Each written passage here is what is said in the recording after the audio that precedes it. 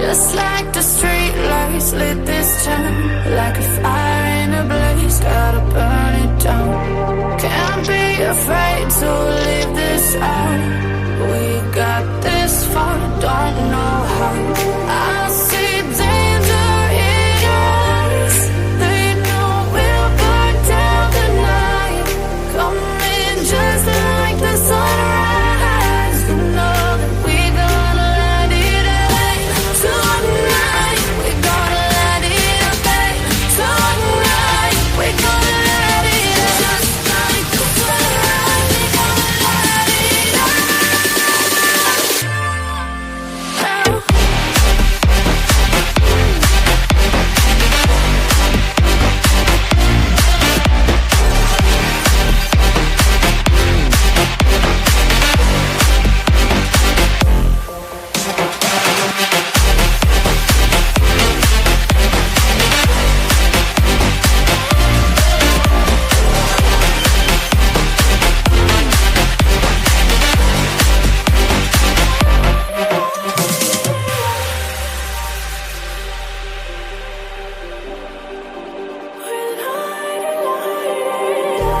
Just like a spark that's breaking out.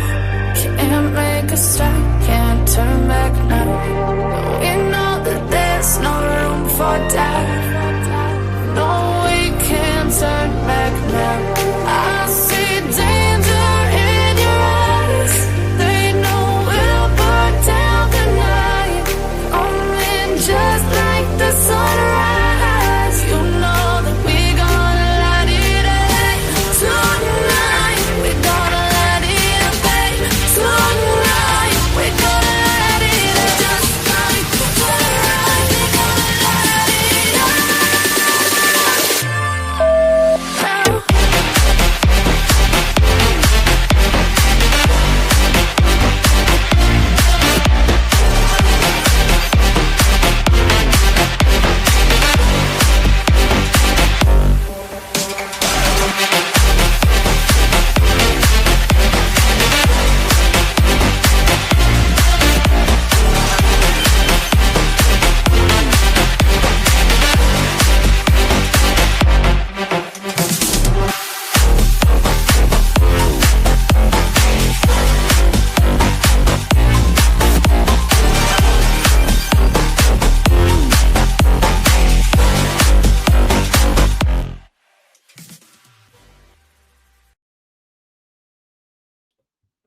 Hey, everybody. Welcome on in. Welcome to tonight's live.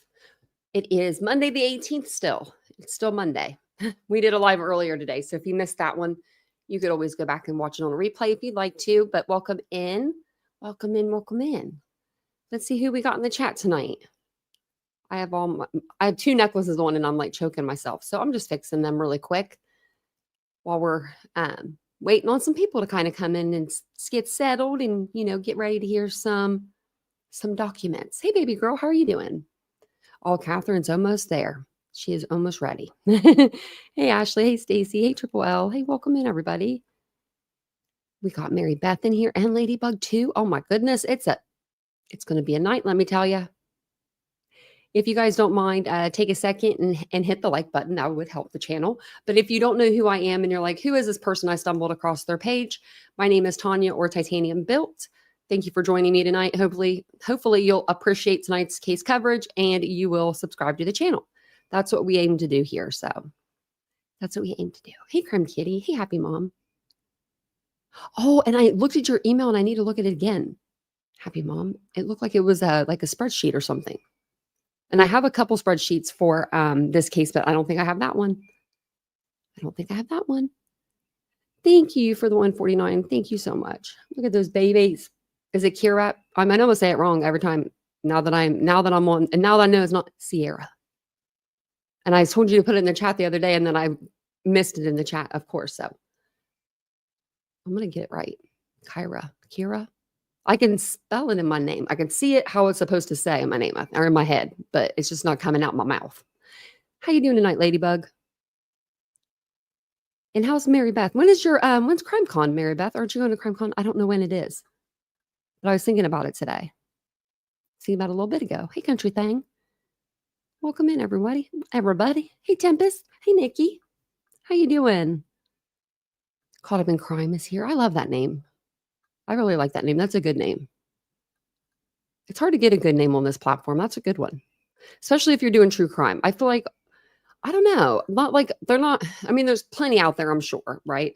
But not any that are easily like that you can remember that easy. And I can remember that. Caught Up in Crime. I like that. Hey, Stacy. Hello, Ashley. I already said hi, but I'll say it again. Hey, kitsy cats. For some reason, my eyes are like burning like crazy. I don't know why. I might have to put some eye drops in them. Maybe I'm going to go ahead and do that while we're going down the list of names. That way you don't have to wait on me to do that. It's just weird when you don't have one eye. You hope you make it. You hope you make it in that one. My well, that one made it feel like the eyelash went in my eye. But my doctor put me on these eye drops, and every time I put them in, I look like I just got done crying. So I'm gonna blow my nose really quick, and then I'll be right back. Sorry, guys.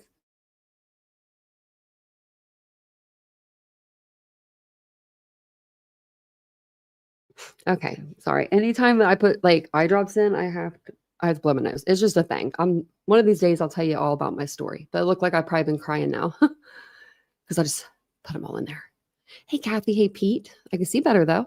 Hey, Lauren. And my eyes aren't burning. That's good. If we're gonna be reading, we don't want no burning eyes, do we? But I do. I can feel it on my cheek. I've got like looks like a little tear. You guys made me cry already. Look at that. Hey, Jenna. It's good to see everybody. Hey, Cat Ride. Welcome in.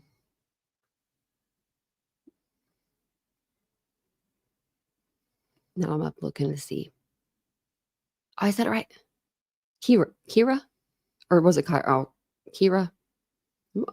That's how I see it in my head. That's how I see it in my head. Okay.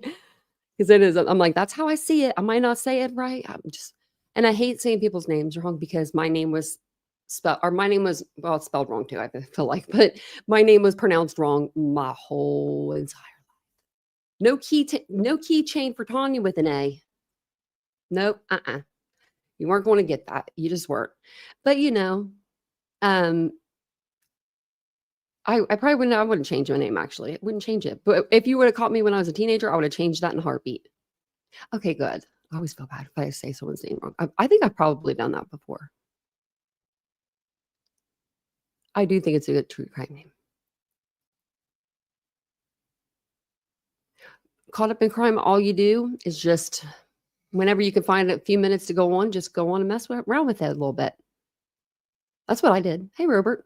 I am, or Robert. Could be either or. Could be either or there.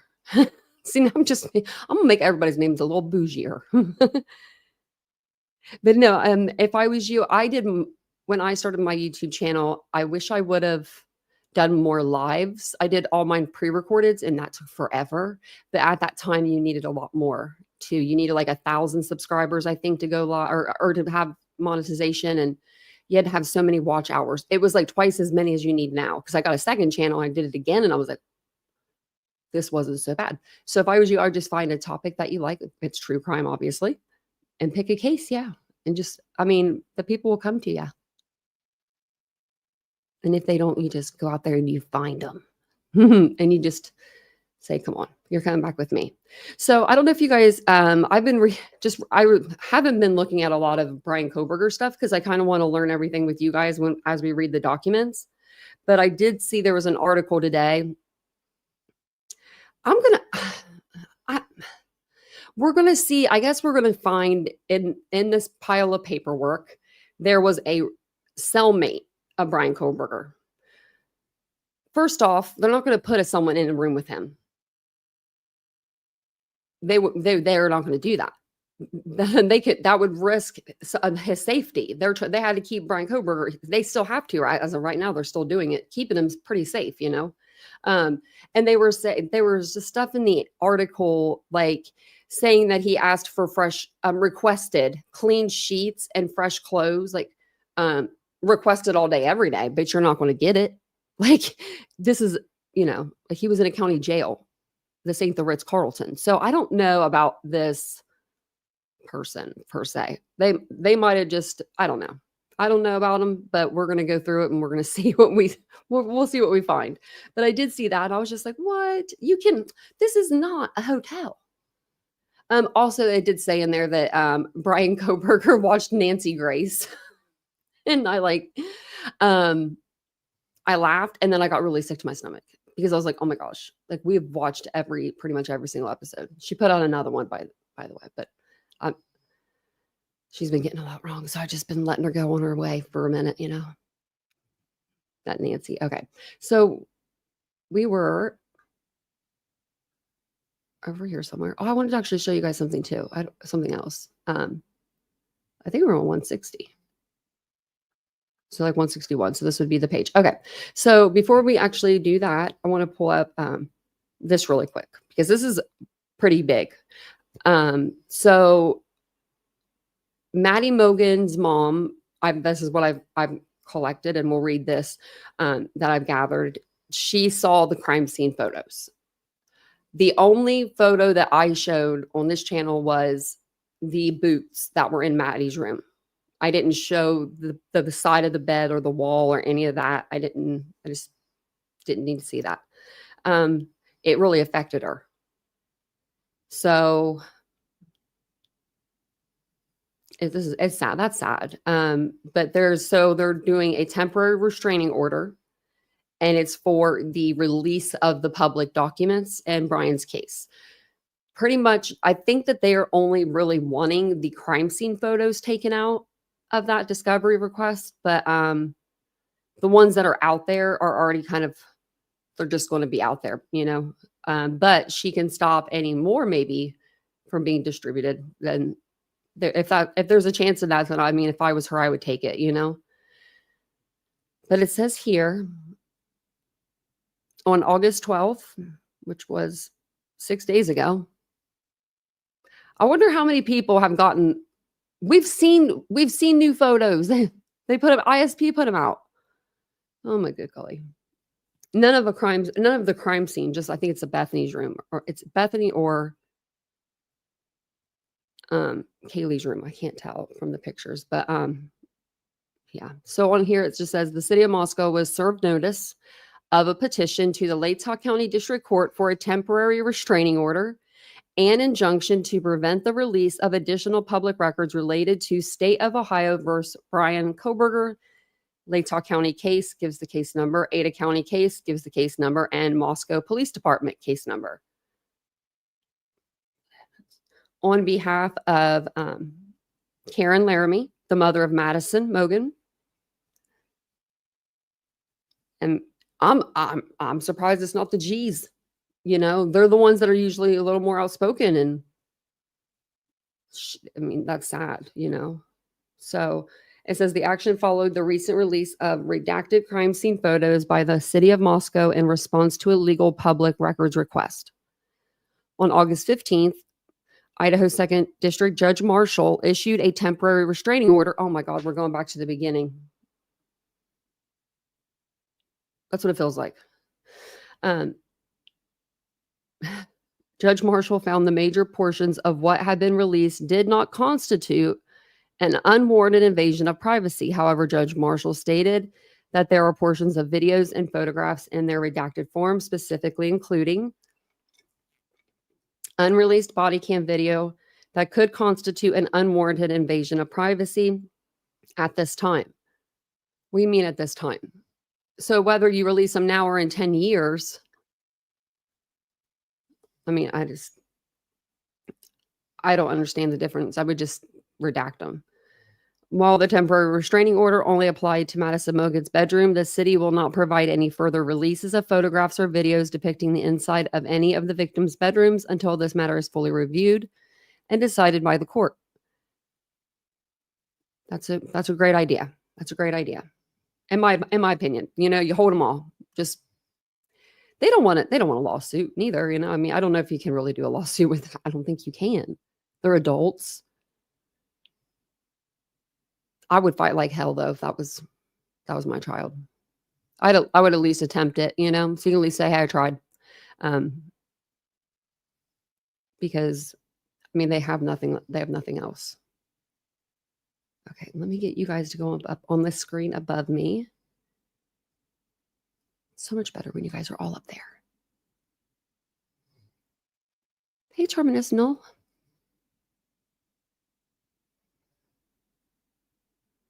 Yeah, I'm surprised Judge Hippler didn't really weigh in on this. I looked just to see. I was like, I'm gonna see if he said anything, but he hasn't yet. So hopefully we'll hear something soon. Oh, and I'll keep my eye out too and look for the documents. I think the next one would have been this one on 161. So obviously, at the top, this is just one of the witnesses, female, 21. They don't let us know who the witnesses are, but we've been kind of guessing a little bit. You can kind of guess who most of them are. So the interview was in reference to the murders that occurred. The interview took place in Boise. Okay, so she knew, and it's redacted, for approximately 6 years from going to high school together. On November 17th, 2022, she had beers at Prost with, looks like four people in particular and other friends. This person kept to himself and didn't talk much. This is going to be Jack Showalter again. This was not abnormal for redacted. She stated redacted was stressed due to a reported showing up at his house. Due to a reported, showing up at his house. I don't know what a reported is. A reporter? I think that's what they meant. A reporter. Okay, that's probably what they meant.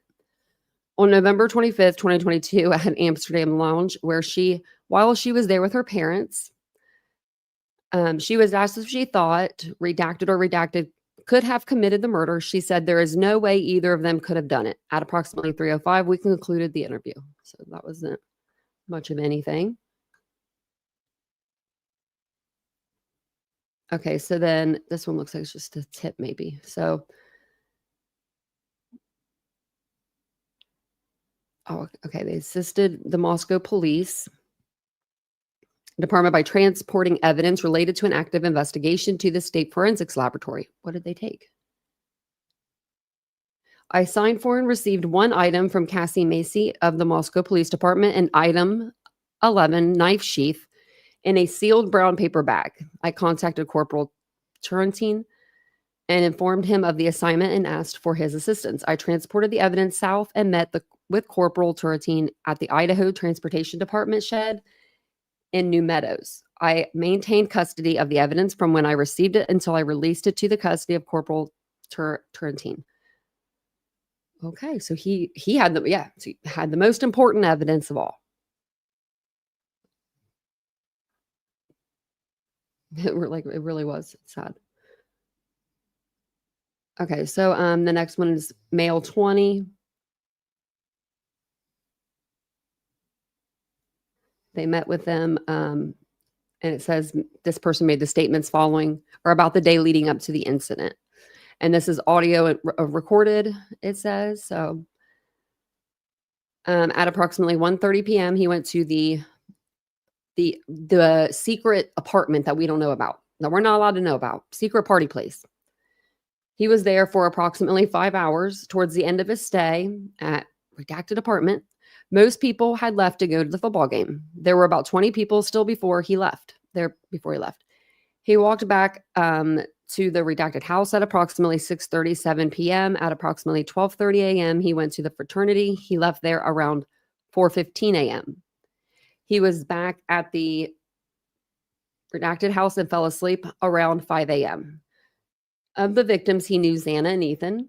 He had been to Xana's apartment more times than he could recall over the last year or two.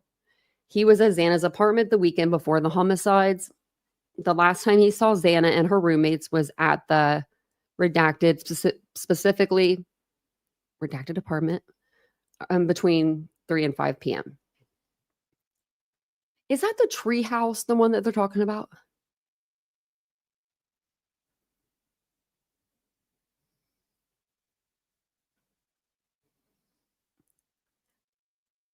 All your hand itches? Oh, yeah, you're going to get money, girl.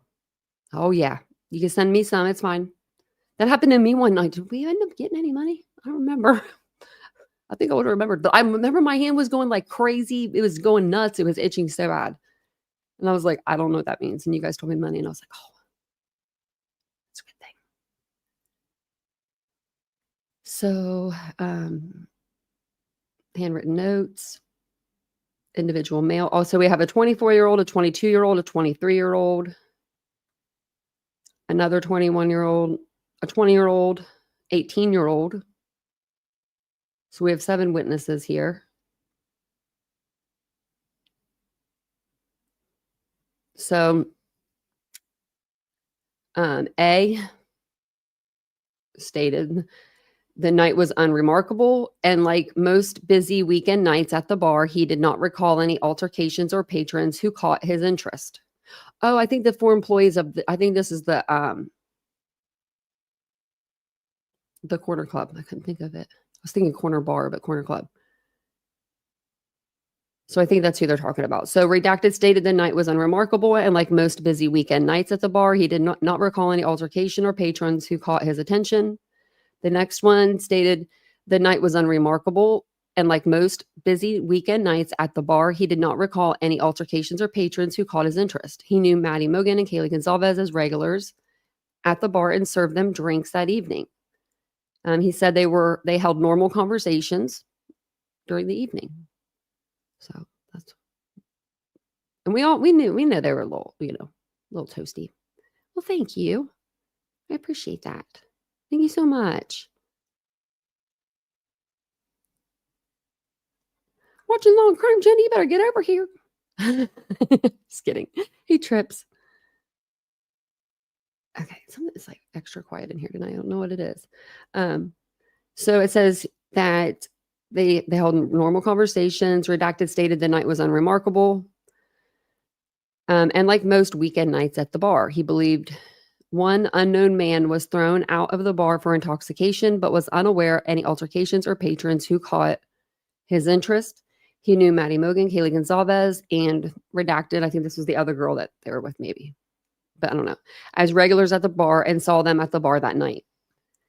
The interviews were memorialized with handwritten notes and added to the case file. There's nothing like a handwritten note. That's like, I feel like that's like an IOU almost, you know? Take it to the tucking point.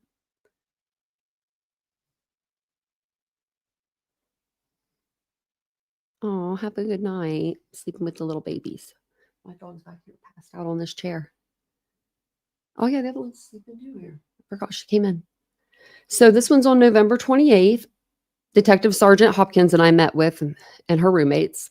There's just a lot of roommates. It says directly in front of, beside, behind, I don't know. It just says directly redacted of 1122 King Road. So she related allegations of a stalking earlier in the school year involving redacted. Ultimately, a University of Idaho student at the time was dismissed from the university and his fraternity. His fraternity redacted was arrested by Moscow Police Department officers on unrelated charges in September 2022. Redacted was unaware of any actual stalking investigation conducted by law enforcement. The Moscow Police Department was familiar with redacted, and he was believed to have been in the Boise area the weekend of November 12th, 2022.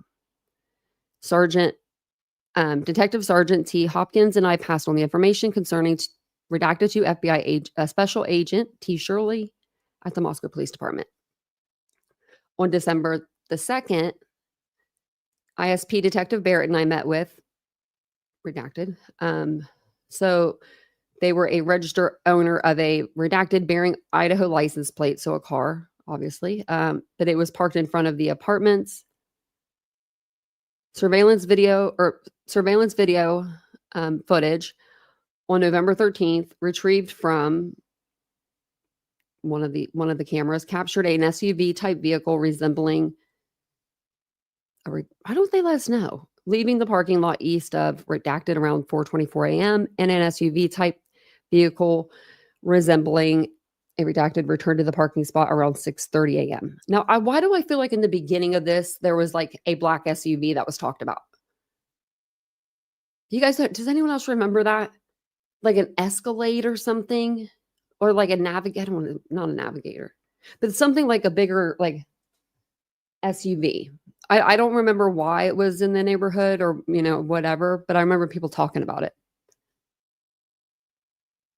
So, but it says she identified I guess this car as hers. Redacted said she worked overnights at Redacted from 10 p.m. to 6 a.m. She worked the night of November 12th and would have returned home the morning of November 13th between 6:30 and 7 a.m. She said it's possible she parked in the lot east of, I'm going to assume that King Road, but that morning, but she usually parked in front of her apartment. Redacted said it was possible she came home during her work shift to check on her cats, but she could not recall.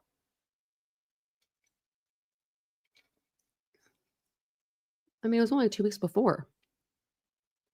Y'all got bad memory over there. I probably would too, though. So it says she said it was possible. So she knew 1122 King Road to be a party house. She recalled seeing two men standing outside the closed front door around 5 p.m. on November 12th. She described the men on their phones as if they had been turned away from the house. I entered the audio recording, and he gave it to the ISP. On December 5th, ISP Detective Knudsen and I met with this person. It's a guy at his parents' house in Boise, Idaho. He related the following. He was the designated driver for the fraternity members the weekend of November 12th, 2022.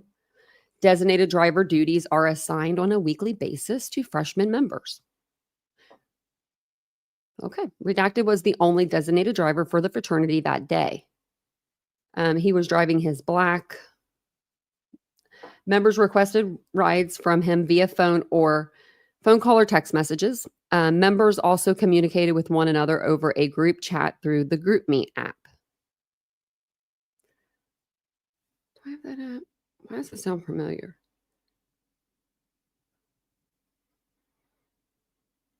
Oh, I used to. I bet you I got it for this. Redacted was a freshman member of one of the fraternities, I guess. He was from Boise and knew several members from Boise prior to attending the University of Idaho. He drove members and their friends to and from Moscow venues between approximately 1:30 p.m. on November 12th and 2 a.m. on November 13th. He estimated he had at least 50 rides to a variety of fraternity members and their friends during that time. Wow. Could you imagine if every car, just tip him like $5-10. He gets you home there safe. Each of you guys tip him. He can make killer money for that. That's a good little gig for him. Or these people, because especially if you didn't drink, right? Be like, sign me up every weekend. I would put my number in the bar. So he believed Redacted to be a former, I think it's member or fraternity member, who'd been kicked out of the fraternity for prior behaviors unknown to him. Redacted had been told by upperclassmen that Redacted was a low priority when requesting designated driver rides due to his status with the fraternity. Redacted had been told by upperclassmen to watch out for, and it's all redacted, because they are known to be aggressive with the underclassmen.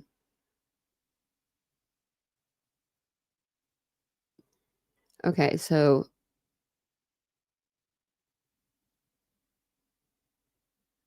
it's so much redaction. Redacted knew Redacted as the former Redacted of the fraternity. Because I'm only reading this because it looks like they say something about Adam. Redacted lived in one of the fraternity houses, and it says, there's a redaction. It says a bouncer at the corner club. So I'm assuming that could be Adam. And Redacted lived in the other two basement private rooms. He said he stayed in his room 90% of the time, and he believed one of the people was banned from the corner club for fighting.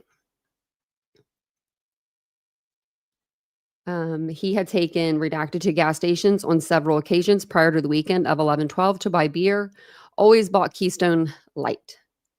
He described both Redacted and Redacted as mysterious people. He said they normally kept to themselves and did not talk with other people much.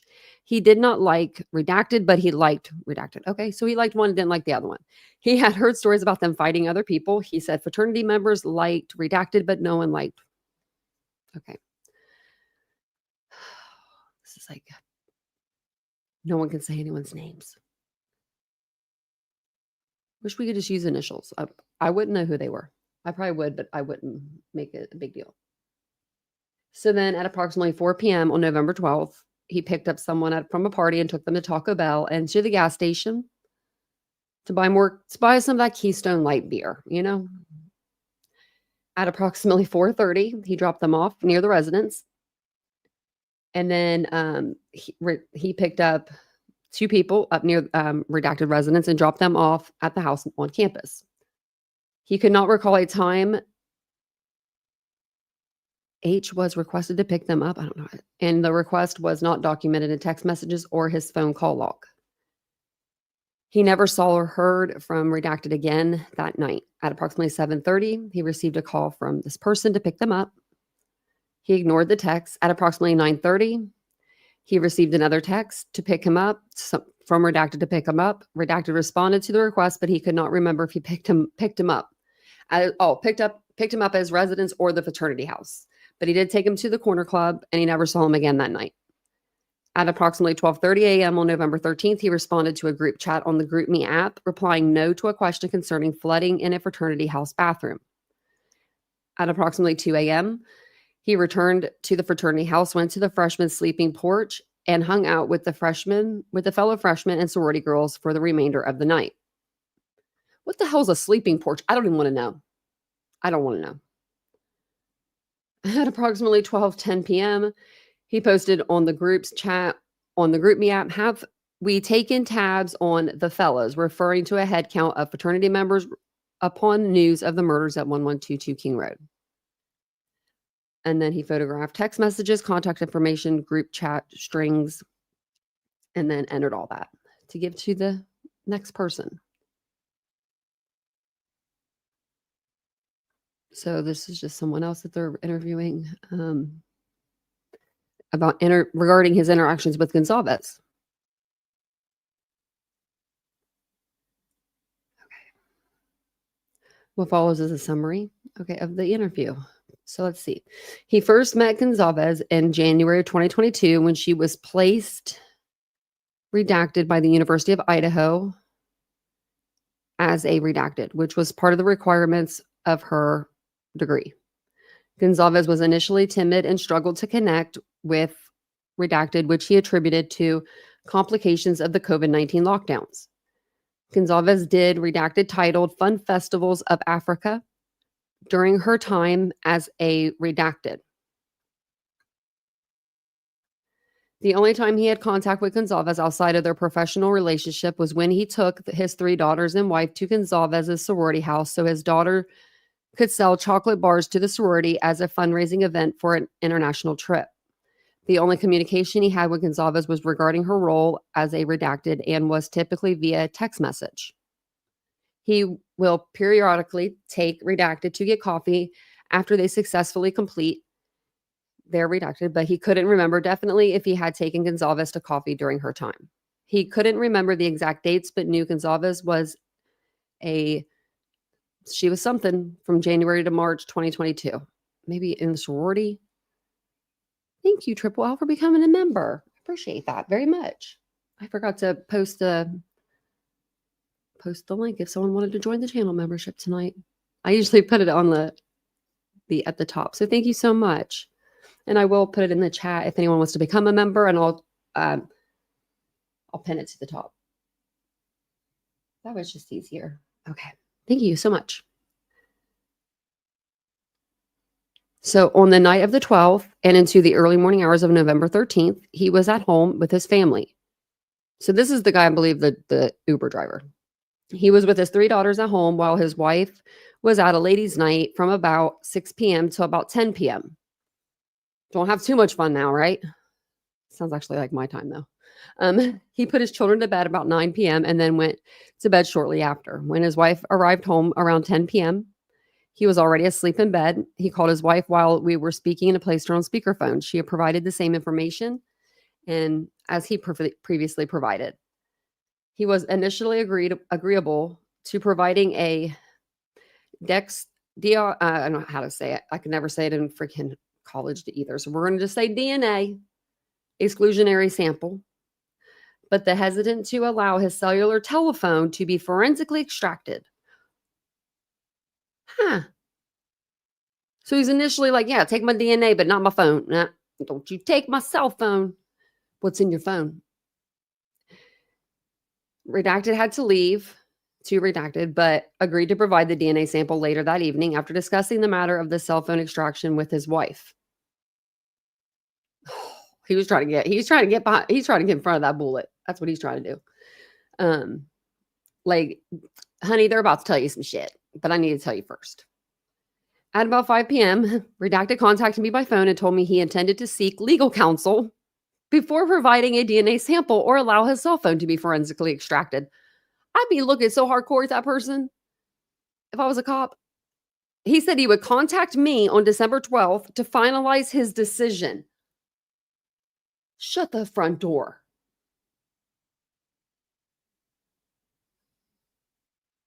Let me think about it. He didn't let me think about it?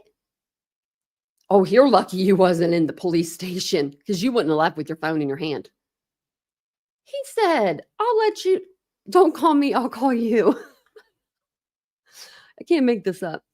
On December 12th, I processed the audio recording of the interview into evidence at the Moscow Police Department and transferred the recording to the MPD evidence technician. Well, what happened? I want to know what happened with him. On December 13th at about 5 p.m., I contacted him by phone after he failed to contact me the previous day. Oh, I feel like I've got to put a lot of emphasis in this. Redacted told me he told me he did not believe he had done anything wrong. He had been a good Samaritan by allowing Gonzalez to be I don't know what that means. I don't know what's redacted, but I want to know. And he didn't understand why he was on the contact list in the first place. Therefore, he was declining to provide a DNA sample or his phone for extraction. Mother trucker, you are on the list because you picked her up the night she was killed. What are you talking about, you freaking idiot? That's why you're on the list. You're on the short end of the list. You're one of the last people to see her alive. What do you mean? They should have been looking at you probably for a minute. They probably were. Shit. Red flag central. I got my red flag back here too. I should grab that because man, this guy is on. What's his height? I'm gonna solve that case in Pullman. Oh, don't tell me I got to read this. What the hell is this? Wait, is this for Kaylee? Okay, Kaylee started at a place by U of I. Okay. Fun festivities of Africa. We've read that. Whose handwriting is this? This is wrong. Saw how something outside of work. Okay. No relationship. Didn't talk about it. First heard about it from the news. Something Starbucks run after. Okay. We'll call back on Monday. Okay. Or we'll call back on Monday. And there it is. He declined for DNA or phone. Man, that's some nerve. Like, right? Like, I don't think I did anything wrong. I'm not giving you my phone. Like, if you didn't do anything wrong, just give him your phone. Like, what's in there? What were you like? Even if you're cheating on your wife or something, right? Like, the cops ain't going to go tell your wife. They don't care about that. They just want to make sure everything's on the uppity up in your phone. They don't care if you're hanging out with Teresa around the corner down the block, right? In between rides. So now we have a male, 56. This could be him too. Okay, so let's see what this one says. He lived in Moscow during 2021 and knew a guy named, redacted, unknown last name. He reported he was creepy and liked to go out and try to meet young girls at the bars. Who doesn't when they're in college? Redacted lived at the trailer park. Oh, well, so can't have girls if that's the case. He couldn't give an address, but stated it was at Redacted coming into town. You could take a left and it would take you to the trailer park. He lives in the Redacted trailer. What, fourth one to the right? Like, yeah, go knock on his door. He said he had a lot of knives and drove and Redacted or Redacted. That's a very small interview. So the next one was from December the 14th. Witness 1, witness 2. We got a male 32, a woman, or male again, sorry, 44. Okay. Some of those 36, male 36. Okay, so it says on the evening of November 12th until about 2:30 a.m., November 13th, he was bar hopping with his friends. He and his friends had a drink at Hunga Dunga, then walked to Mingles, where they shot pool most of the evening and were joined by someone there. Then continued to John's Alley and stayed there until it closed around 2:30 a.m. After the bars closed, they walked to someone's house near Pizza Perfection, where he sobered up before driving his ass home. I don't know. It's redacted. After he arrived home, he went to bed and slept until about 9 a.m. Once he woke up, he took his garbage to the dumpster, noting it was over full and needed to be emptied. What were you going to do? Empty it? Most of the kids just sit their trash right in front of it. You saw the trash. I don't know. That's weird. He returned to his apartment and ate breakfast. He did not know any of the victims, nor did he have any contact with them. At about 5 p.m., I spoke with this person by phone. He affirmed the timeline of November 12th and 13th by providing the following information. He and someone had dinner at Rants and Raves about 5 to 6, then went to Mingles, where they were joined by someone else until it started to slow down. Then they continued to John's Alley until closing around 2:30 a.m. After leaving John's Alley, he and someone else walked back to his residence, and that person drove home around 2:30 to 2:45. He did not know any of the victims. He did not have any contact with any of them. However, a student in his class did notify him he would not be in class because he was a friend of one of the students and would be attending the memorial service. On December 15th at about 8:30, I spoke with this person by phone. Redacted, affirmed, redacted, and redacted account on November the 12th and 13th by providing the following details. So I think these are just all the people that were hanging out the same night. So they met at Mingles around 8. They stayed there playing pool, drinking about till midnight. Then they went to John Alley's, a few more drinks, stayed there until about closing, 2:30, went home. Well, once the bar closed, he parted ways and he began walking towards redacted residence. While he began hitchhiking home. Why are you going to hitchhike home? What world are we living in that you hitchhike anywhere? If this is not 1970s or before, put your damn thumb away. What time was this? Okay, 12 p.m. It was in the morning. Hold on. Let's go back up. Once the bar closed at 2 or 2:30. So he's out there at 2 or 2:30 just holding his thumb out with a sign maybe. Maybe he has a sign. He just he just has a sign. He takes it with him to the bar and then maybe he can crinkle it down or something, kind of like one of those fans. Vincent's mom sent me a couple of those really nice fans that you whip out. Maybe that's what it is. That could be something there. It could fan him as he's hitchhiking. Who the hell hitchhikes? But someone gave him a ride. And they were located across the street from his residence. So once he was home, he ate some food and went to bed, where he stayed till about 12 p.m. the next day. 5 minutes is running really quick. Sorry. Hold on one second.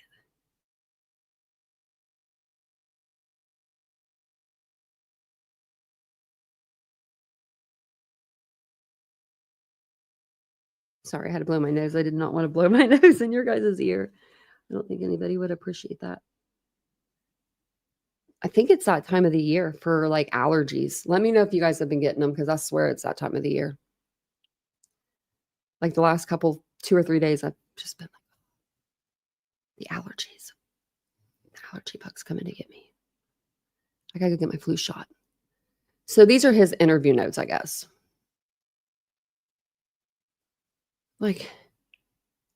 12 bar hopping until 2:30.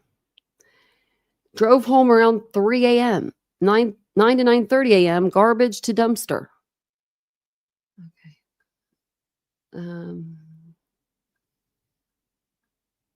We have 4 witnesses here. Whoa, 6, 8, 9. Okay, we have 9.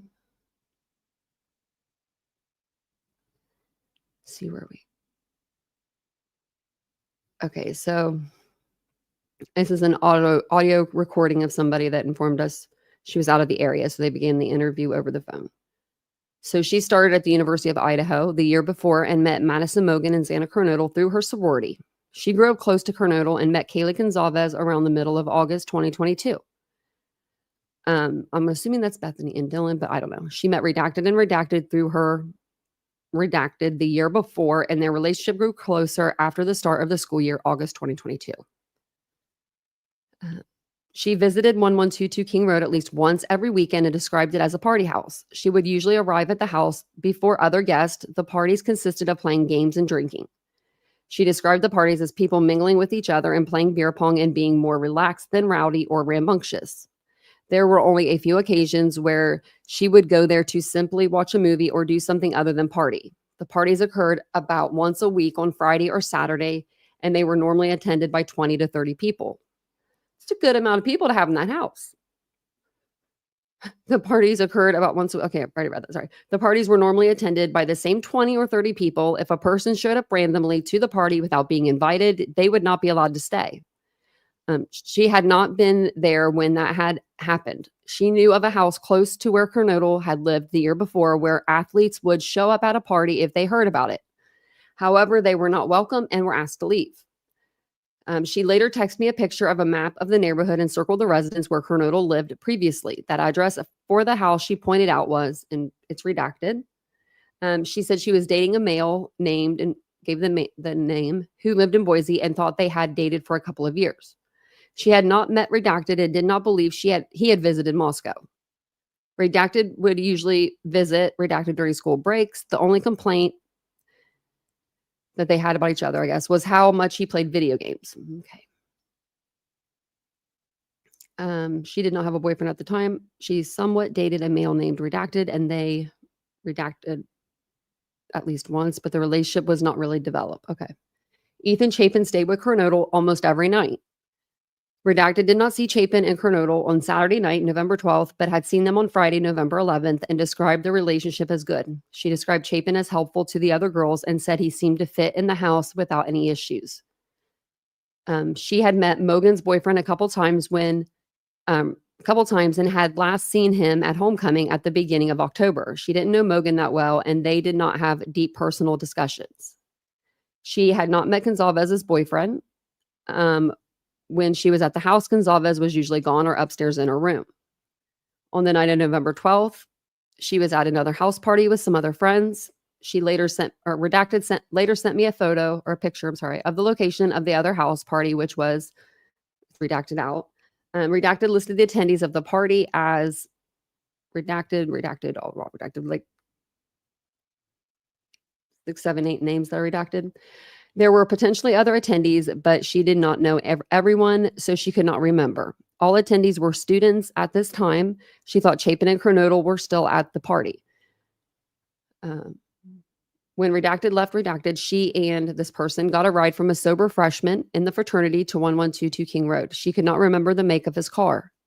She could not remember exact times that she left the party and went to 1122 King Road. She had taken videos and photographs that night and said the timestamp from the last video, it says at Redacted, was at 11:54 p.m. The timestamp from the first video at 1122 King Road was at 12:43 a.m. When she arrived with Redacted at the 1122 King Road, she went straight to the bathroom on the main floor. They entered through the front door with the keypad lock. Several other people have the front door code, and the sliding door on the main level had not been locked when she was there. She believed Redacted got home right after she and Redacted, but knew they all arrived around the same time. She was not aware of anybody else being home and stayed on the main floor the entire time she was there. After Redacted went to the bathroom, they went to the kitchen where one of the girls made popcorn. They sat on the floor and played with Murph, Gonzalez's dog. She thought that Redacted had let Murph out. After the popcorn was made, they went to the living room and started watching Vampire Diaries. They didn't have much conversation while watching the movie. Redacted took several selfies and videos. After leaving, Redacted walked back to her sorority house. The timestamp on the last photograph she took at the King Road house was at 1:33 a.m. and the first timestamp from media at her sorority was 2:19 a.m. She estimated it took about 15 minutes for her to walk home. While she was at the King Road house, she was only aware of Redacted and Redacted being present and did not see or know of anyone else being at the house. She left through the front door and did not see anything of note while walking home. After leaving the King Road house, she did not hear from Redacted or Redacted until receiving the vandal alert the next day. She could not think of anyone who would be capable of or involved in this incident. She also could not remember any instance of one of the victims mentioning a stalker or anything of that nature. She sent several screenshots. She also sent pictures, videos that she took that night. And he put it all into the Moscow Police Department's hands. He tied it up in a little bow and gave it to them. So then we have witnesses 1 through 4. They were asking people some questions. So we've got a 47-year-old, a 49-year-old, and a 20-year-old. This must be mom and dad or something. Oh no. So it says that, hold on. Okay, recorded the interview with his cell phone. So someone was brought to the district by, it looks like, parents. So Redacted had previously sent me the videos and photographs she took with her cell phone on the night of 11/12. She had been at a party at Redacted with Redacted and several other people before going to 1122 King Road. I think this might be the girl above. Redacted showed me the videos and photographs again so I could verify the timestamps and confirm that when her last media at Redacted and the first media at 1122 King Road was captured. She estimated that when she and Redacted arrived at 1122 King Road on a scale of 1 to 10, with 10 being passed out drunk, they were both a 6 or 7. Damn. Redacted thought she might have been more intoxicated than the other person was. The first video she said was captured at 1122 King Road had a timestamp of 11/13/2022 at, looks like, 12:43 hours. She and Redacted arrived together and nobody else was home. Redacted said when she got to King Road, she went immediately to the bathroom on the second floor and used it.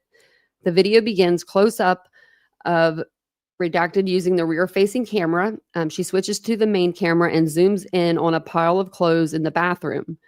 There was a pair of Calvin Klein boxer briefs among them, and Redacted believed the clothing to be Chapin's.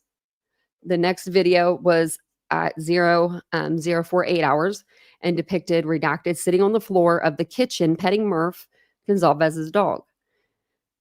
She had previously told me that Redacted had made popcorn before they watched a movie, and she could not remember exactly when Redacted arrived home. In this interview, Redacted remembered that she and Redacted were already on the couch watching Vampire Diaries when this person arrived home. So she had photographs, videos taken while she was watching the Vampire Diaries in the living room. At 01:24, she took a selfie with someone. At 01:24, she then took a selfie with Redacted and Redacted. At 1:28, she took another selfie. These pictures appeared to be taken on the couch. The last picture taken at 1122 King Road had a timestamp of 01:33 hours. The picture was of Redacted asleep under a blanket. Redacted had been dozing off during the movie. The first level of 1122 King Road had an unoccupied bedroom with a bed in it. Redacted and Redacted offered the bed to this person if she wanted to stay the night there. She considered it, but decided to go home. She had previously stayed in the spare bedroom and knew the bed was not very comfortable. Redacted stated she didn't pass any of the other 4 roommates on her way home. The first picture she posted was back at her sorority, was taken at 02:19 hours. The picture was of a partial bagel on the floor. She estimated it takes about 15 minutes for her to walk from 1122 King Road back to her sorority. She went immediately to her room on the 3rd floor, got a bagel, prepared it, and ate part of it before she dropped it. Redacted best guess was that she had left 1122 King Road at approximately 0200 hours. The only drug use Redacted could recall of the 4 victims was that Chapin and Coronado was occasionally, we don't know. We had received a tip that an incident had occurred during Parents' Weekend at University of Idaho in redacted travel trailer. Who got a travel trailer? Like, that sounds like a Chapin thing. It does. I'm sorry. But it says, after speaking with redacted, we spoke to redacted mother in the head with the water. Hold on.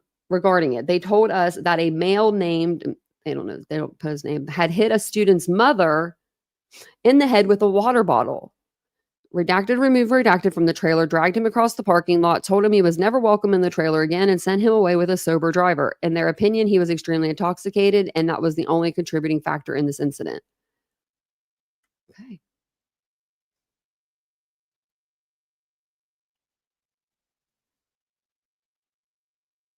These are interviews that they conducted. I think these are all the ones we just went through. Okay. I'm just making sure we're not missing anything.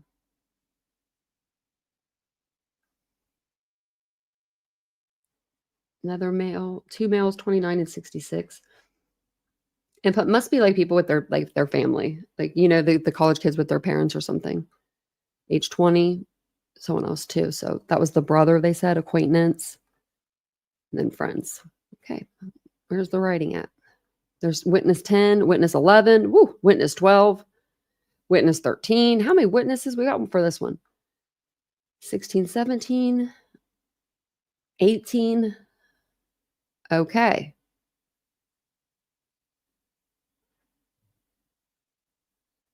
Oh my gosh. Okay. This is a summary of the conversation. This person claimed a second cousin, redacted, may know the female victims. Redacted believed redacted had attended University of Idaho as a student during the same time as the victims. Well, okay.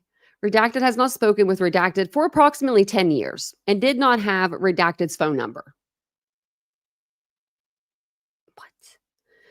He believes he may know the victims because he spoke to this person's mother via Facebook recently, and redacted made mention that redacted may know the victims. Redacted stated redacted was rushing sorority, and that is why she may know the victims. Redacted does not have a phone number and only has contact with her through Facebook. They did not have any suspicions or details of the crime to report. Okay. That was a little weird.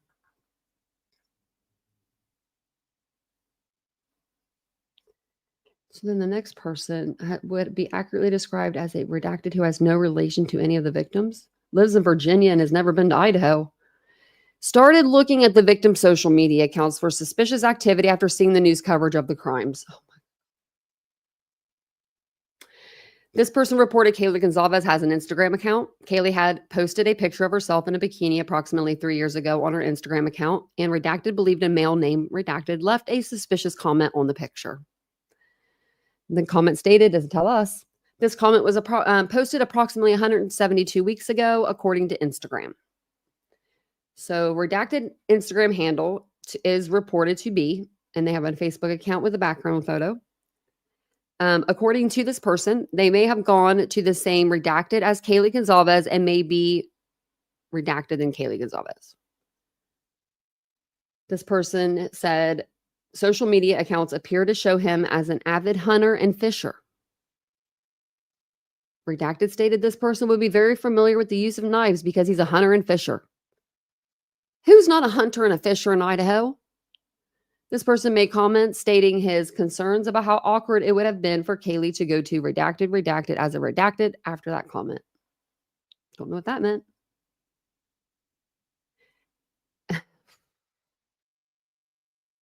This is perfect. This person stated it did not appear that redacted and Kaylee were very good friends because of the lack of comments on each other's social media accounts. I'm done. The internet's broke. If you went to my Facebook, you would not even know, or my Instagram. Vincent does not have social media, so he's not commenting on my stuff. So I guess me and him aren't good friends. We the best friends. So no further information, he said. What is this? Detective Cody contacted Redacted via recorded phone call. Okay, Redacted reported throwing her garbage away in the dumpster in front of her fourplex complex, I'm assuming, residence on 11/17 at approximately 14:30 hours. While throwing her garbage away, she noticed a gray color smartphone with no cover in the dumpster. This person stated the dumpster usually gets picked up on Thursday mornings around 7 a.m. Redacted stated the garbage was picked up this morning and there was not a lot of garbage in the dumpster. Was this when? I don't know if it was this case. I think it was Alex Murdaugh. Okay, no, I don't know.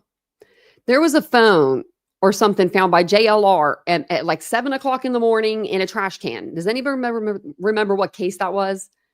And it was like, what? And it just happened to have like what people were like looking for on it. It was just like, it was suspicious. I think it was Alec Murdaugh though.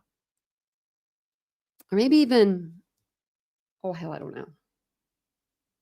I can't remember which one it was, but I was just like, oh no, we didn't. But that's what it sounds like.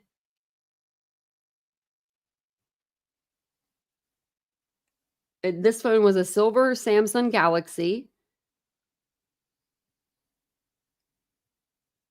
on 11/17. ISP Sergeant Kurt Spratt contacted Redacted at the University of Idaho volleyball game due to suspicious behavior. Oh. During that interaction, Redacted requested representation. Redacted was released and he agreed to come back on 11/18. Refer to ISP case L22001014 for details. Okay, we will. On 11/18 at approximately 1005 hours, Sergeant Spratt made a recorded call to Redacted. They answered and agreed to come to Moscow Police Department for an interview.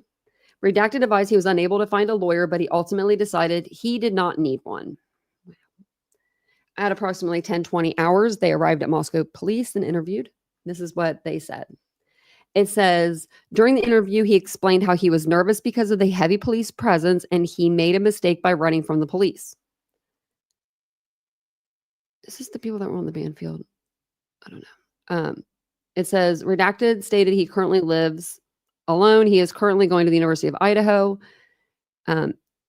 He claimed to own a Redacted that was faded silver paint.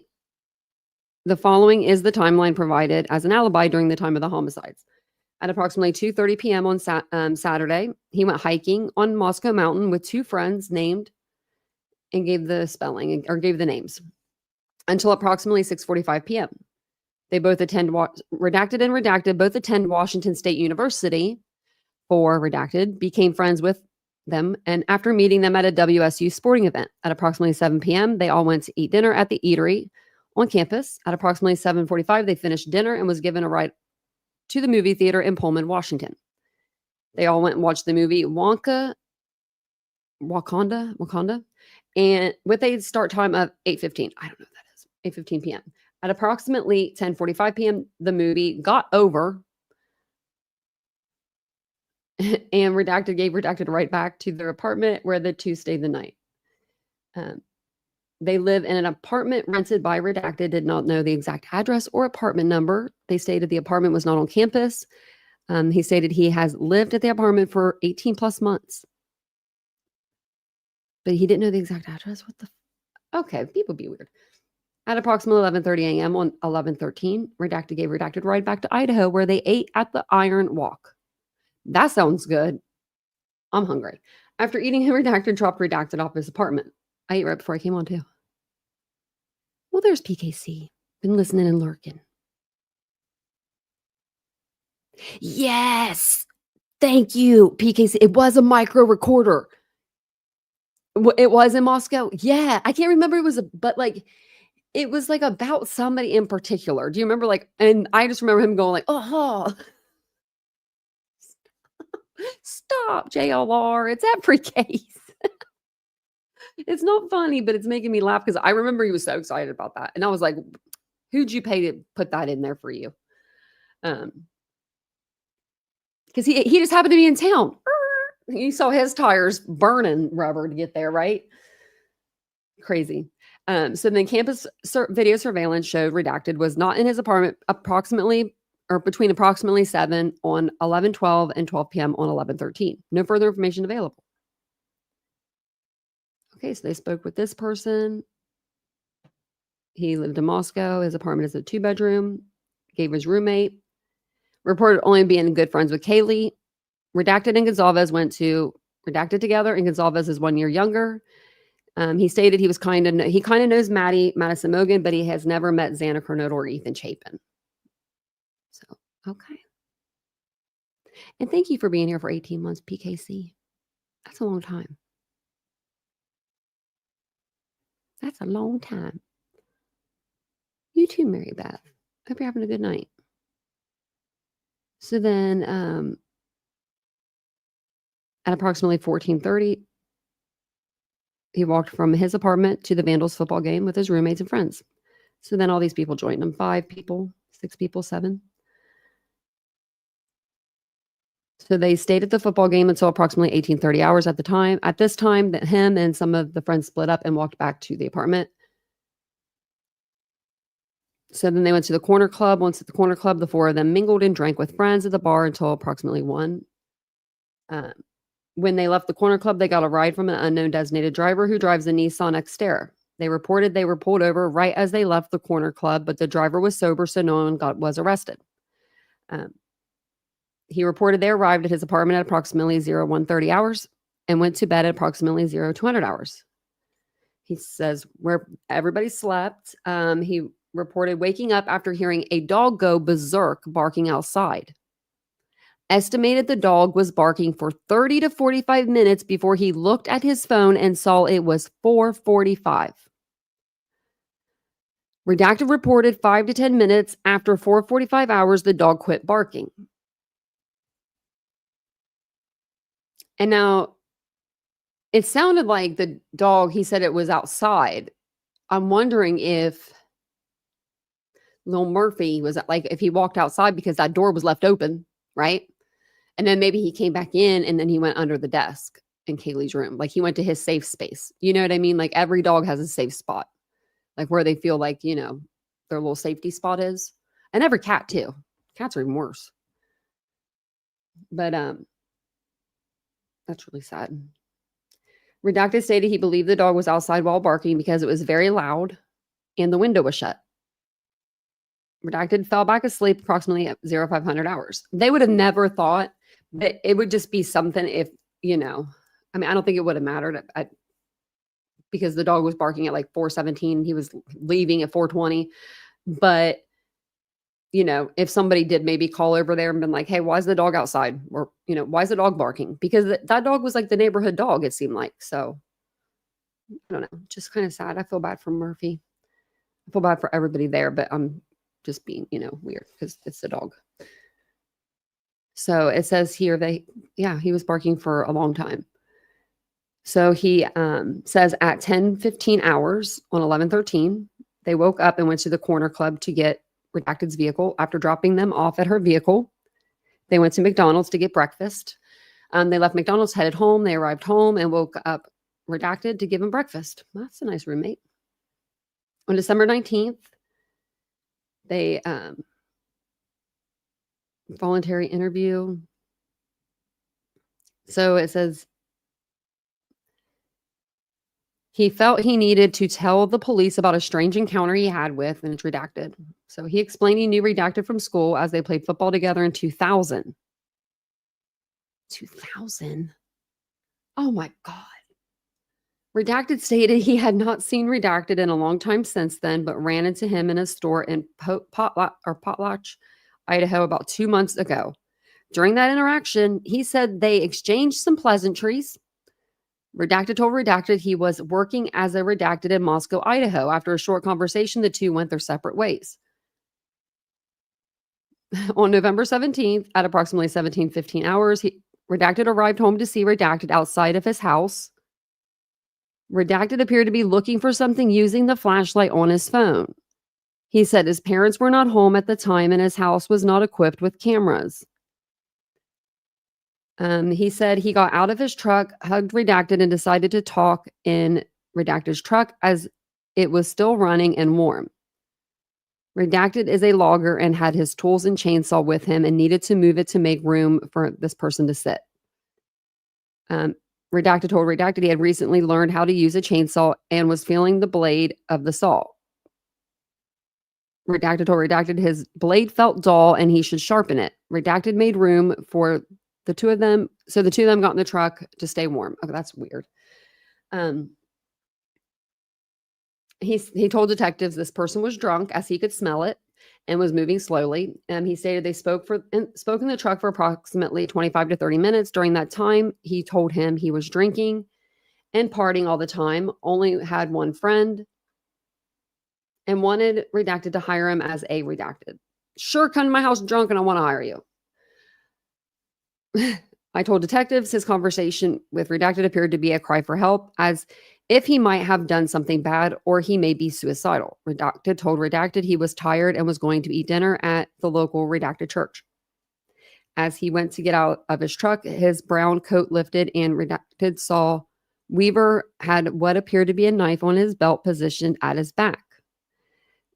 This person said the knife looked like a folding type and was in a leather pouch with a top flat button closure. This made this person feel very uneasy.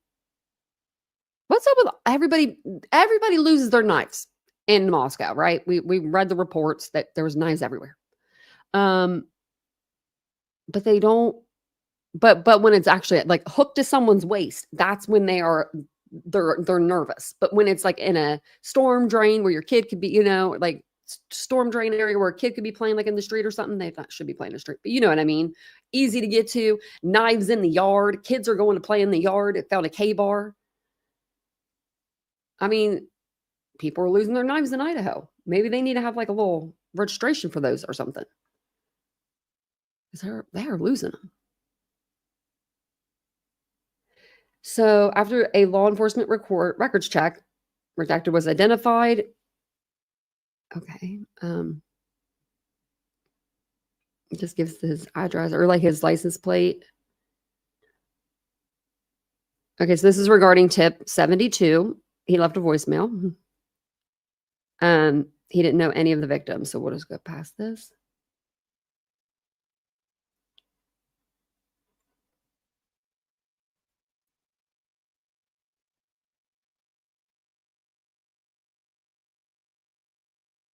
Someone pulled out a 6 to 7 inch knife and flashed it at me when I looked in my mirror. Okay. Here, Washington plates. Someone reported a suspicious Instagram account. What makes an Instagram account suspicious? I don't know. So this person owns a building, the next tip, in Moscow. The building contains 3 separate apartments. Redacted and his wife stayed in one of the apartments because they are renovating. Redacted went to bed around 10:30 p.m. Sometime after midnight, early morning of 11:13. Weber was awoke by a voice calling out the name Jesse. Jesse Weber, like the news anchor. Sorry. Calling out the name. Who's Jesse? Maybe one of these people's name's Jesse, or Jessica, maybe. I don't know. Jesse. It's weird. After that, at an unknown time, Redacted was awoken by the sound of a low-tone vehicle exhaust accelerating away from the area. What? Redacted did not look at the times these events occurred.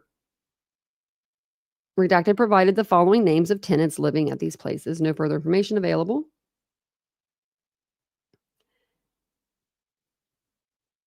Okay, this is too much redaction. I'm just trying to read through it.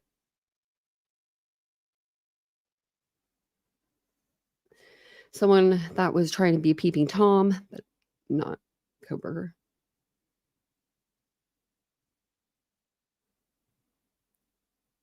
Okay. On 11:30, it says Redacted told Redacted he quit his job by not showing up to work out of embarrassment after the Peeping Tom incident. So this is before.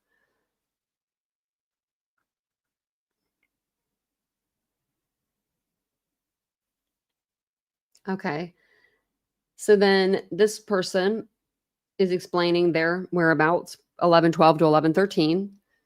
And they said on 11:12, he was most likely hanging out with his friends and their residents. Um, Further research found date of birth 1972. What the heck? And date of birth 1975. Okay. At 2300 hours on Saturday the 12th, redacted left redacted and headed home. He stated he may have stopped at a gas station, but he does not remember. He stated he does not have any roommates and he did not leave his apartment until approximately 0800, 0900 hours on Sunday the 13th. When he left his house, he went back over to redacted. After the phone call ended, he called Detective Herman back and stated he may have been home alone the night of 11/12, 2022. He couldn't remember if redacted had a local volunteer search and rescue meeting at her house that weekend in order to prepare for an upcoming conference. Okay. They provided the detectives with phone numbers. Someone expressed, oh, maybe this is DNA, Jeremy. Redacted expressed his want to help eliminate himself as a suspect in any way possible and volunteered to provide a DNA sample. I don't know. But I think with them, they said no, they didn't want one for Jeremy. So then they met someone else. Stated he knew his alibi of being home alone the night of the murders was not very good. Well, so he wanted to volunteer his DNA. Look at that.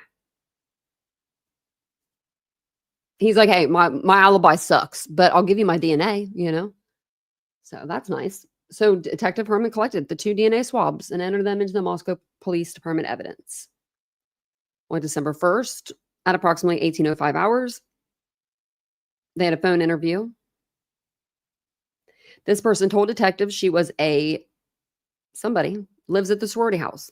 She stated she knew someone, redacted, from being in the same rush group. And I think it's going to be like Bethany and Dylan, but and met redacted through redacted, who were mutual friends. She described to detectives her activities during the day of November 12th and the early morning of November 13th. She went to redacted for the barbecue around 1 p.m. with some people that she knows, redacted. Went to the Vandal game around 3 or 4 with her friends. Stayed at the game till about halftime, then went back to this person's house. And they were there until about 8:30, went to redacted with a bunch of people so she could change to go out to redacted's 21st birthday party. And it's an out-of-house residence on an unknown house number. They don't even know. Left around 11:30 and they went back to their house. They went over to, left at around 11:30 with redacted and went to the redacted house. While at the redacted house, they hung out with redacted, Xana, Ethan, in the apartment. They hung out for a couple hours. And then it says, and then she ran into redacted at around 12 or 12:30. She told redacted she couldn't get drunk and made a statement to the effect of she wasn't feeling it. Okay. So stated at one point, redacted told her she wanted to go to the something Avenue, Moscow, Idaho, but was not ready to leave yet. Redacted left the redacted house and went to the lodge and hung out for a while around 1:15 to 1:30 a.m. They left there and went to someone else's house.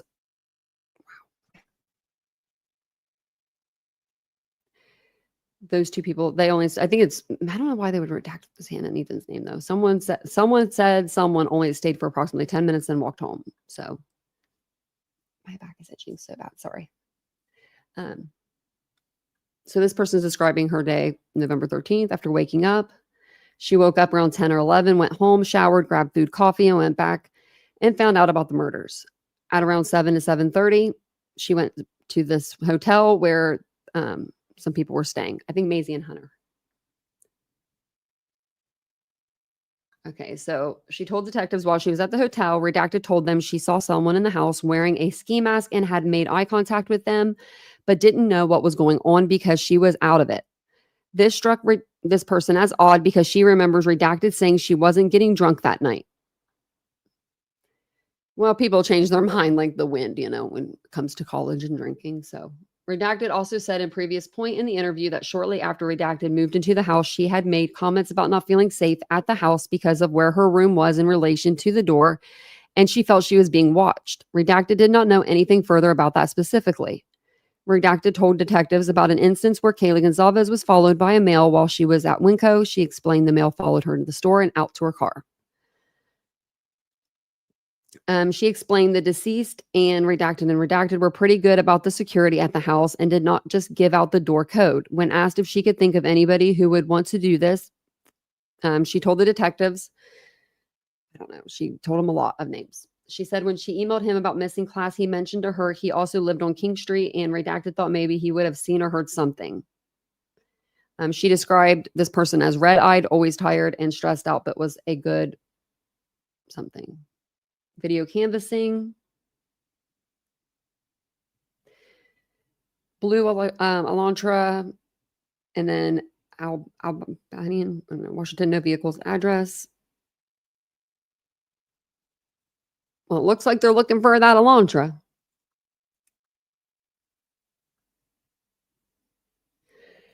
So they went from, hold on, they went straight to Washington. They didn't even look in Moscow, it doesn't look like. So we have a blue Elantra, we have no Elantra with Washington tags. We have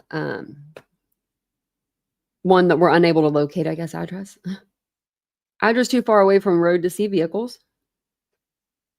Oh, go up on that property.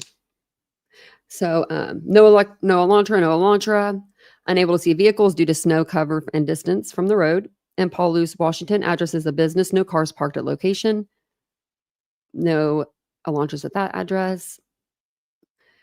On 12/2 at approximately 10:47 hours, Idaho State Police Detective Cody Herman placed a recorded call. Okay. So this person explained she had been living at this avenue in Moscow, Idaho since approximately August 2022. She lives at the house with 2 roommates. She gave their names. She reported an incident of an intruder which occurred sometime between the end of August or beginning of September. She was home alone around 9 p.m., sitting on the couch in the living room. She heard the unlocked front door open and looked towards the hallway which leads to the front door to see who was coming inside. She observed a 25 to 30-year-old male, 30-year-old white male stop at the entrance to the living room as soon as he saw her. She described the male as tall and super skinny, wearing warm clothing, which was inconsistent with the warm weather. He had shoulder length, brown hair, and a medium-sized, couple inches, unkept brown beard. She described remembering him looking like Jesus. He was probably homeless. She said, "Can I help you?" And the male did not respond. She then said, "You need to leave." Oh my gosh, you are bolder than me, girl. I'd have been running. At this point, the male turned around and hastily left the residence. She stated the male kind of fell against the walls while leaving, and she suspected he may not be sober. I would be so scared. I'd be moving. So as the male went outside, she got up to lock the door and look outside. She observed the male running westbound on Taylor Avenue towards the A&W. She stated he looked intoxicated while running away. I'm sorry, I'm going to laugh. I can just see someone like going back and forth as they're trying to run away. I'm glad she took this so well. I would not have. She stated she was sober and had not consumed any alcohol prior to this incident. Detective asked her if she had previously spoken with police about the evening of 11/12, and she said she had. She recalled speaking with an unknown Moscow police officer a couple days after the homicides. She provided the officer with a detailed account of everything she did that night, so Detective Herman did not touch on those details. Detective Herman asked about her knowledge of 1122 King Road. She stated she had been there multiple parties there and was closest to Ethan Chapin and Xander Kernodle. She described the parties they had as mostly open to people if they were friends of friends and not causing problems. She stated they had heard rumors of Kernodle and Chapin redacted, but she had never seen redacted in person.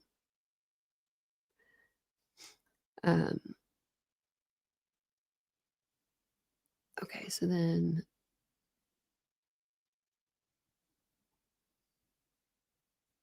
these are two. Okay, so this is in reference to manager, and she was providing all transactions under $3, which occurred on 11/12. there's only two transactions, which were for 264. One occurred at 10:57 hours and the other at 1500 hours. Redacted stated she was going to get video footage from 11:12 between 1000 and 1600 hours. Redacted was going to drop the footage off the Moscow Police Department. Okay. On 12/1, Idaho State Police Detective Cody Herman placed a record phone call to this person regarding a tip. She stated she is currently in Boise and was not coming back to the Moscow area until January 2023. So they passed the tip on, so that way she could be scheduled.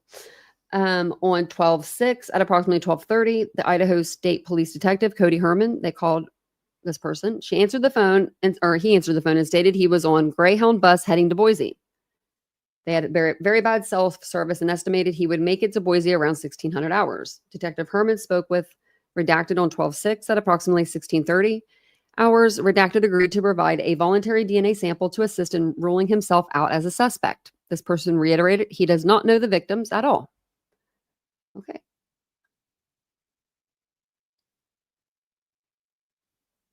So this person is explained why investigators were collecting voluntary DNA samples and asked this person if he would volunteer the IMEI number from his cell phone. Oh, after a short conversation, Redacted explained he was not comfortable with providing his DNA or IMEI number. Redacted did provide his brother his phone number. Oh, you can't get my shit, but I'll give you my brother. Oh, my brother would be so mad. I want to know about this guy. I want to know about these people. So Redacted left Moscow Police Department at approximately 15:10 hours. I want to know all about you, driver. I'm just kidding. On 12/7 at approximately 11:30 hours, Idaho State Police Detectives Cody Herman and Matthew Hinnell placed a record a call. Sorry. They didn't answer the phone. This person, though, did call back and explained he was in Coeur d'Alene, Idaho. Detective Herman asked if he was willing to meet with detectives in Coeur d'Alene and provide a voluntary DNA sample. That person agreed. Detective Herman contacted ISP Detective Timothy Snell and passed along the contact information. Okay.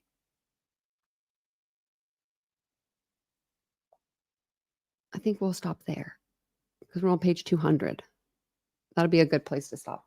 We actually got through the last few pages pretty quick. Or the last couple of lives, we've gotten through the documents a lot quicker. But if you have any questions for me, let me know. Because that was a lot. That was a lot to go over. I am going to see. I'm gonna check that. I'm gonna check my emails. I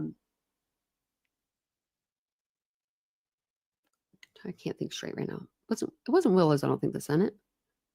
No, Happy Mom sent me something. I think she sent me like a spreadsheet. If she didn't, I'm going to put these into one and make it so it's a little bit easier because that's how all the other documents we have them. So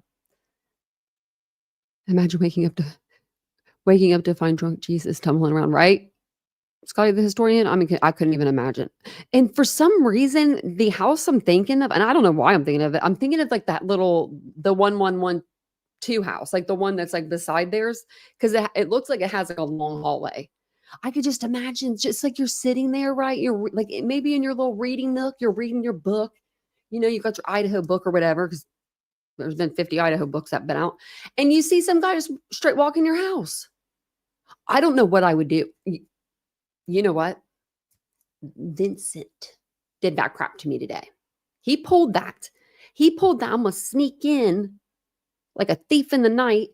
And we have a thing here. Unless you want to get hurt, you come walking in that door without letting me or the dogs know, right? So we have our front door, it squeaks. I know we could put WD-40 on there and fix that squeaking problem. I do not want it fixed. I want it to stay. It lets me know that door's being opened, right? It's like an extra little piece of security, just a creaky old door. And no one ever hears about no one ever hears my creaky old door because no one comes through it, so it's like me or Vincent, we can hear it. And he didn't know. Okay, so I'm sitting in bed. I'm just doing all the things I shouldn't be doing, right? Got the cat there. I've got the dogs. We're all just lounging. We're lounging for fun. I had just got done cleaning half the house, which he knows how I am. I'm a crazy cleaner. But I sat down to relax for a second. I was like, I'm getting hot. I'm going to relax with the dogs. And I hear the dogs slowly get up, and then they look, and then they realize it's him, and they go. And I'm like, who is that? I still didn't even know. because our bedroom is the furthest from the front door. I was the furthest that, like, you know what I mean? So I had all this time to think, like, who is in here? I thought it was maintenance or something. Which, if we have a Ring camera, I just need to be put on the thing because he has the Ring on his phone. How is that going to help me? I'm the one here. Actually, that would probably help better because something happens to me, it would be on his phone. But we do need to get Life 360. We can even have his mom put on there. We could follow her around. No, I'm just kidding. She does funner things than us. These are actually my old nails. These are still my old ones. I get them done usually once a month. And I don't know what color I'm going to do this month. I was thinking about doing like a beige. When it comes to like color, I'm not a very colorful gal, but I did do a lot of colors this year for our girls. And then for, of course, October, Ethan, I'm going to do the yellow. So I think 2 years ago I did all yellow. And then this one here was white for the tulips. And then I thought about doing it like blue, but I don't know. I don't wear a lot of blue. I do, but I don't know. So yeah, these ones are a little bit older. They're but I mean, you get that dip. I'm telling you, that's what you need to do. Don't get the gel. I did that last time. I'm too hard on my hands. But these are like my actual like real nails. Like these aren't like fake, which is really awesome. Yeah, they're longer. Are you studying to become a nail tech? I did pink. I did pink twice actually on accident. I'm blind in one eye. I shouldn't pick out my own colors. I shouldn't do that. I felt like I had like those nails, for no offense to anybody, but I felt like I had those nails forever because it was like 2 months of just like looking at pink. But I liked the purple hearts. So what we did was we did pink for Maddie May, and then we were going to do purple nails for June for Kaylee, and I was going to do them for July for Xana because we knew Xana's favorite color also was purple, and we were just like, I was thinking, what do I do? So then I messed up and I got pink again. So as the guy's doing my nails, I'm like, oh gosh, I'm like, that's pink. And I was like, is that pink? Is that going to come out purple? And he's like, no. And he only did like one nail. He could have stopped. But I was like, can you just put like a heart or like a flower or something on this nail? Like I had never gotten a design, not since they airbrushed them things on your nails. And so he did. I didn't even tell him to. And he did 2 hearts on each nail. So it was like 4 hearts altogether. And then it was, Maddie and Kaylee's favorite colors. So then when I went back in July to get my Xana nails, we just call them, their nails. We did purple. And then this month I did white with blue little hearts. And these ones were hand painted and these little hearts are cute. I don't know how they do that.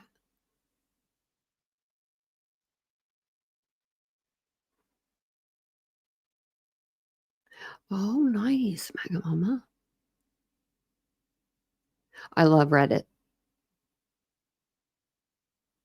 So I have the whole kit and caboodle, Mega Mama, to do like the whole thing, like to do your nails. I was like, I'm gonna have Vincent do my nails. I should have just put that money towards going to the salon because I got like the little kit where you get like you put the gel on, and the gel, it worked. Like I only put the clear coat on and my nail was strong, but I like that dip. That dip does good for me because my nails just break. Ooh, a rose gold. Now that would be different. I like that, Chris.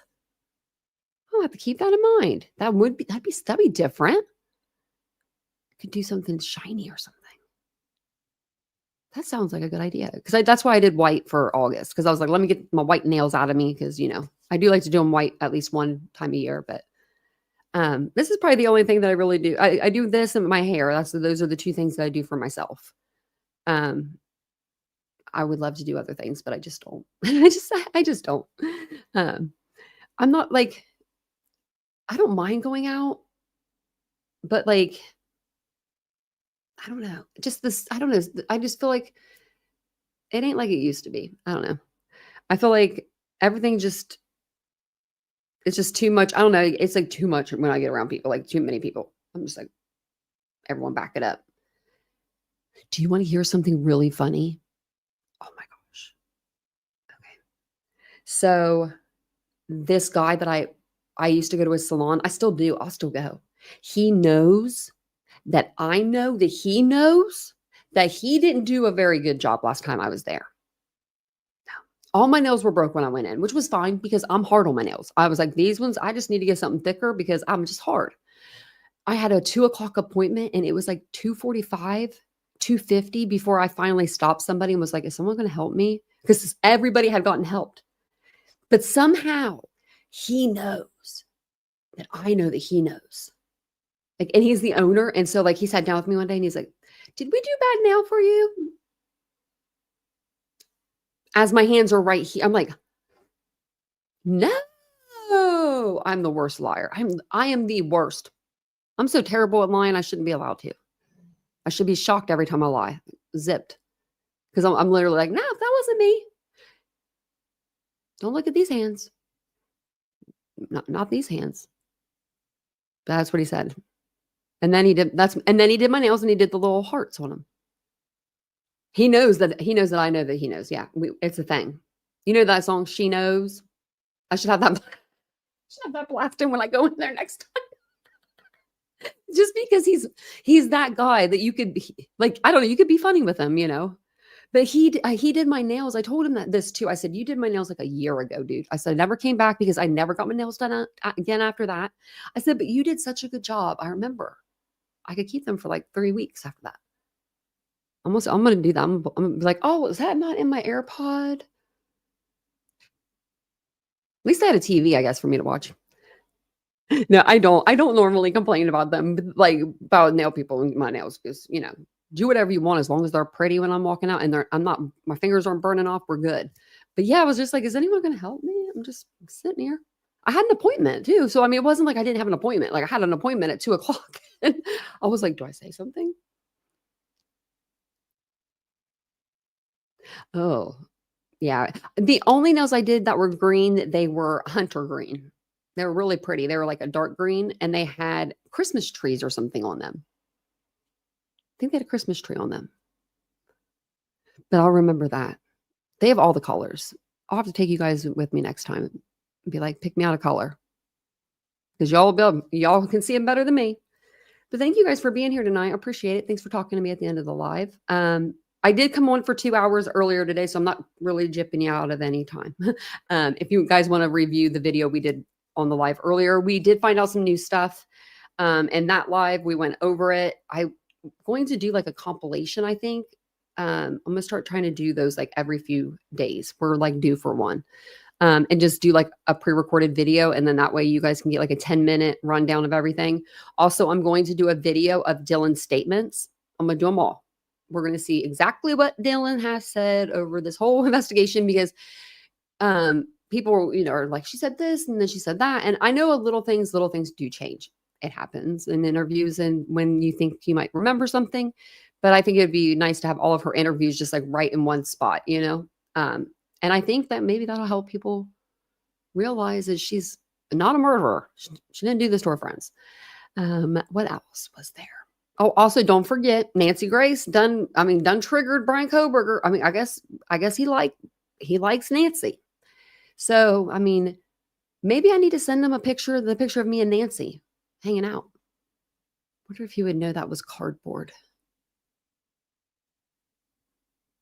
I don't know. I need to get a hold of Ishii. She might have been working today. We should do it this week sometime. Maybe we could do it this weekend or something. Because I would love to do it. And I think it'd be good to do it with an interview style. She asked me to interview me, and I'm like, that could be cool. Because I'm so comfortable with her too. So, and she knows the questions. She's a nurse too. So she knows the questions to ask about, you know, like all the injuries and stuff. So yeah, I think that'd be pretty cool. I think it'll be fun. Also she did say, and I thought this would be a good idea for the second channel too. We're going to do like a makeup day or skincare day. And if she'll still do it with me, which I think she will. She said she'll do everybody 50 and above. And then I'll do everybody 50 and below in a way, even though I'm not 50, obviously, but you know what I mean? Like the skincare that we use. And then I'm just going to give you our secrets. Also, that that snail mucin stuff I use, there's a lot of people that are putting that on their reorder list. So it must be good stuff. Must be good stuff. I know, Chris. It really breaks my heart too. I can relate to her in a way of like finding out information and not wanting to find out that information, and how your body will go through a shock phase. Like it'll just shut your whole down. It'll just shut your whole body down. Like you'll be walking, talking, cruising, Instagramming it up, taking pictures, doing all the things, but you won't remember any of it. So, but it was great seeing everybody. Thank you for being here. But yeah, I'll put all the interviews out with Dylan by this week. What's today? Oh, it's only Monday. I'll have that out. But thank you again for being here. If you guys don't mind, take a second, hit the like button on your way out, subscribe to the channel on your way out. Yeah, do all the things. We're here for you. No, actually, you guys, yeah, I'm here for you, and you guys are always here for me, and I love that. Thank you guys for being here every single evening with me. I will be back tomorrow. I may do a live during the day again, around the same time. If I do, it'll be around 2:30. It just depends on how beautiful it is and if that pool is open. I better get that pool open. I need to have them summer days, just like y'all need to have some summer days out of the house before summer's over, because it's almost September already. I don't like it. I don't like it one bit. 1 away from 100. Look at that. I bet you we can get it. Thank you guys for being here. I'll see you guys all tomorrow. Bye, guys.